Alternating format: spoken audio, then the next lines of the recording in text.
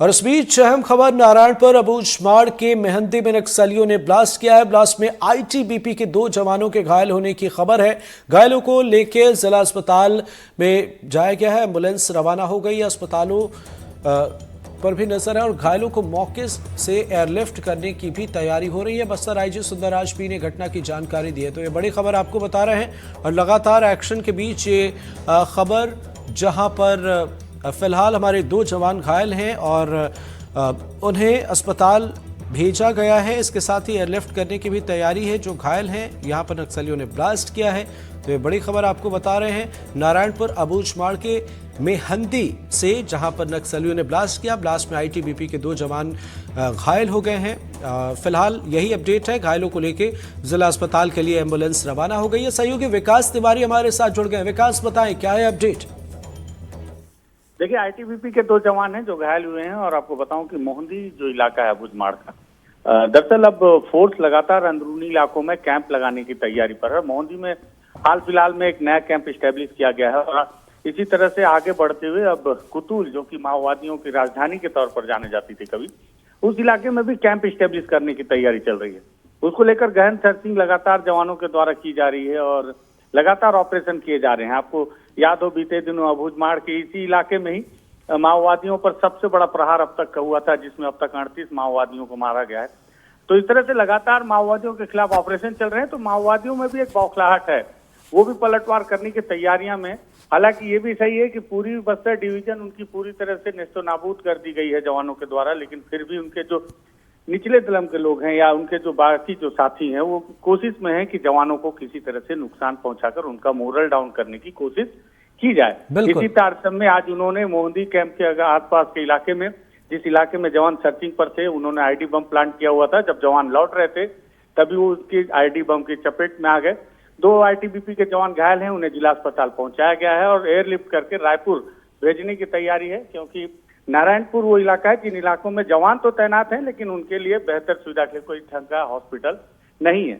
इस तरह की स्थिति जब भी होती है तो उन्हें बेहतर उपचार के लिए रायपुर रेफर करना पड़ता है। बिल्कुल। विकास, घायलों की स्थिति कैसी है? और 2 जो घायल हैं उन्हें एम्बुलेंस के जरिए भेजा गया, एयरलिफ्ट करने की भी बात आप बता रहे हैं, तो क्या और भी कोई जवान हैं जिन्हें चोटें आई हैं?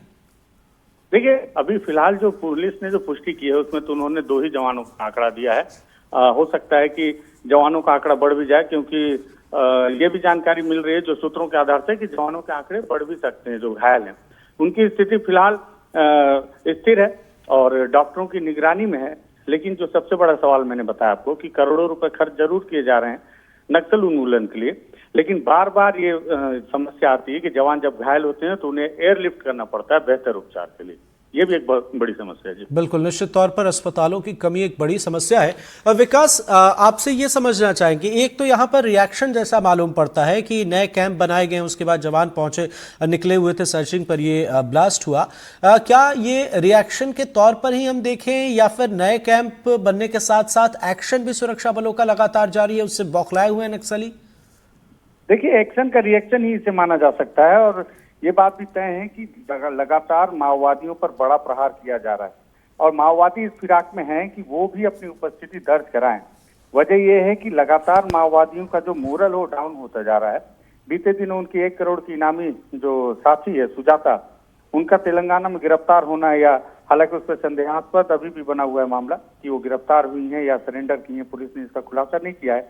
लेकिन 1 करोड़ की महिला माओवादी जो कि बड़ी लीडर थी, उनका संगठन से अलग हो जाना किसी तरह से और 38 माओवादियों का मारा जाना निश्चित ही तौर पर उनके जो मोरल है उसे डाउन कर रहा है। ऐसे में माओवादी अपने मोरल को बूस्ट करने के लिए भी इस तरह के घटनाओं को अंजाम दे रहे हैं, ताकि वो अपने बाकी साथियों को ये मैसेज देने की कोशिश कर सकते हैं कि भले उनके कुछ साथी उन्होंने खोए हैं लेकिन उनका जो मोरल है वो डाउन नहीं हुआ है और अभी भी वो लड़ने की स्थिति में है और इस तरह की घटनाओं को अंजाम देने की कोशिश कर रहे हैं। हालांकि जवानों ने लगातार अबूझमाड़ में घेरने की कवायद में अपने आप को सफल स्थापित किया जी। बिल्कुल, ये तस्वीर भी नजर आई है। विकास, अबूझमाड़ के मोहंदी इलाके के बारे में कुछ बताएं कि वहां पर कैसे स्थिति है और इसके साथ इस घटना के बाद अब अलर्ट के तौर पर, सावधानी के तौर पर क्या कुछ चीजें की जा रही हैं या फिर यहां पर अब भी एक्शन जो है सुरक्षा बलों की तरफ से लेने की तैयारी नजर आ रही है फिलहाल इस घटना के बाद? देखिए, जिस तरह से आईडी बम प्लांट किया जाता है माओवादियों के द्वारा, तो अधिकतर देखा जाता है कि माओवादी इसके पीछे अपनी बहुत छोटी स्मॉल एक्शन टीम को ही उपयोग में लाते हैं, जिसमें 1 या 2 की संख्या में माओवादी होते हैं। और अमूमन ये देखा जाता है कि ब्लास्ट के बाद तत्काल उस इलाके की सर्चिंग की जाती है जवानों के द्वारा।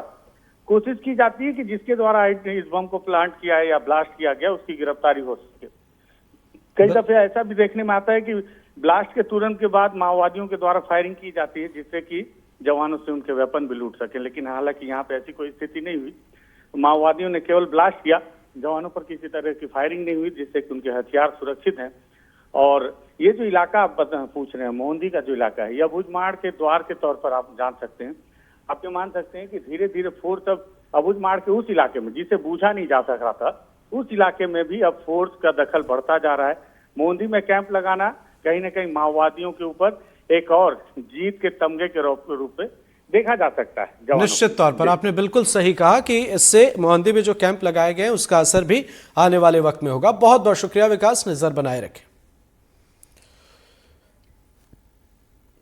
चलिए अब मुरैना की तस्वीर से आपको रूबरू कराते हैं। यहां पर सिलेंडर फटने से 4 मकान गिर गए और हड़कंप के